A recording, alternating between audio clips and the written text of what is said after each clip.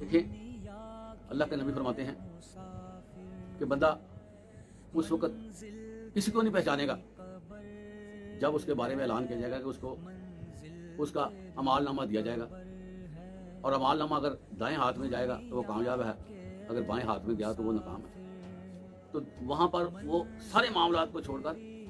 اسی معاملے میں غور کرتا ہے کہ کہیں مجھے بائیں ہاتھ میں میرا اعمال نامہ نہ دے دیا۔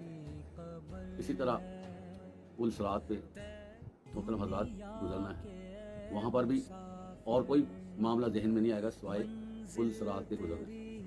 اس لیے یہ چیزیں جب ہمارے دماغ میں رہیں گی، جہاں ہم اس کے بارے میں سوچتے رہیں گے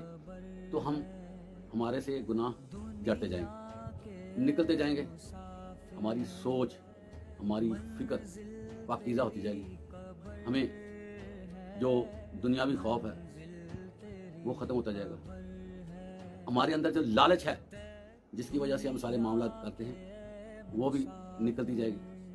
اور دنیا کو ہم عارضی قیامگاہ کے طور پر دیکھا کریں گے، اور یہ بھی خواہش ہماری ہو جائے گی، یہ بھی ہمارے اندر تڑپ آئے گی کہ ہماری اللہ سے ملاقات ہو جائے۔ تو یہ وہی شخص سوچ سکتا ہے جس کو دنیا میں لالچ نہیں ہے،